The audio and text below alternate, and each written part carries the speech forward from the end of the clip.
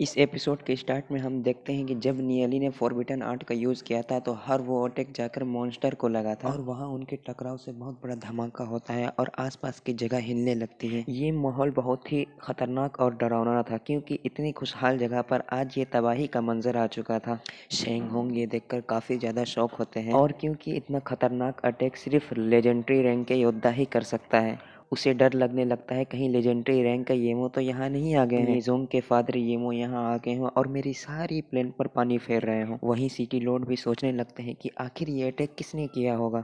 City Lord को पता था कि ये अटैक उसके फादर ने नहीं किया है क्योंकि उसके फादर वेंडो स्नोमैन टेक्निक की प्रैक्टिस करते हैं, ऐसे वाला अटैक नहीं कर सकते हैं। वो सोचने लगते हैं कि ग्लोरी सिटी में आखिर कौन है जो ऐसा अटैक कर सकता है। उन्हें लगता है कहीं ये शिवी का काम तो नहीं।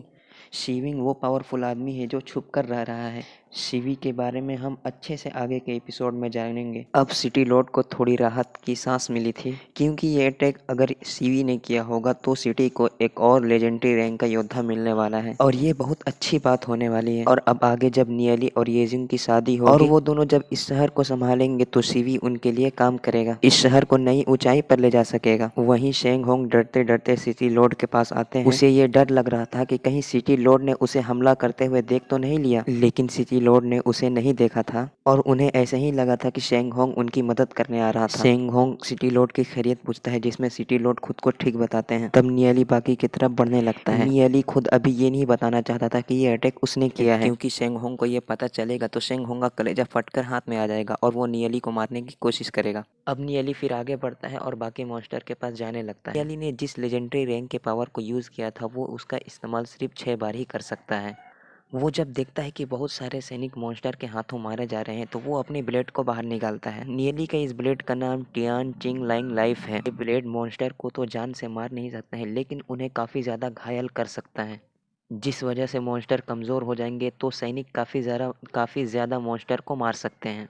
अब नियली एक ब्लेड को मॉन्स्टर पर दे मारता है और उसके मारते ही एक मॉन्स्टर ज़मीन पर गिर जाता है। फिर सैनिक वहां आकर उस मॉन्स्टर को जान से मार देते हैं और अब सिटी लॉर्ड जिस मॉन्स्टर से लड़ रहे थे नियली उस पर भी एक ब्लेड मारता है जिस वजह से वो मॉन्स्टर घायल हो जाता है। अब सिटी लॉर्ड उसको जान से मारने के लिए आगे बढ़ते हैं। सिटी लॉर्ड को बहुत गुस्सा आ रहा था क्योंकि जिस शहर की रक्षा करने के लिए उसने कसम खाई थी उस शहर को उस मॉन्स्टरों ने तबाह कर रहा था। सिटी लॉर्ड अब गुस्से में आकर अपने तलवार को उठाकर उस बीस्ट पर हमला कर देते हैं। वो मॉन्स्टर भी उन पर अटैक करता है जिस वजह से वो एक दूसरे को पीछे ढकेलने लगते हैं और थोड़े ही देर के बाद फाइनली सिटी लॉर्ड बीस्ट को जान से मार देते हैं। सिटी लॉर्ड की ये पावर देख के शेंगहोंग बहुत ही शौक रह जाता है और उन लोगों के बारे में भी सोचने लगता है जो काफ़ी ज़्यादा पावरफुल हैं और वो सिटी के अंदर कहीं छुपे हुए हैं। अब बड़े बड़े मॉन्स्टर के मरते ही छोटे मॉन्स्टर बिखरने लगते हैं और वो यहाँ वहाँ भागने लगते हैं। वहीं सिटी लॉर्ड जिसने वो मॉन्स्टर को मारा था अब वो वापस जाने लगते हैं, लेकिन तभी वो देखते हैं उस मरे हुए मॉन्स्टर के बॉडी से एक डीमन स्पिरिट निकल आई है। ये एक तरह की स्पिरिट रिंग है जो ताकतवर मॉन्स्टर के मरने पर उसकी बॉडी से निकलती है। इसको एब्जॉर्ब करने से वॉरियर और ज्यादा पावरफुल हो जाता है। सिटी लॉर्ड ये देखकर बहुत ज्यादा खुश होते हैं और सेंगलुंग ये देखकर बहुत दुखी होता है क्योंकि ये डीमन स्पिरिट सिटी लॉर्ड हासिल कर रहे थे।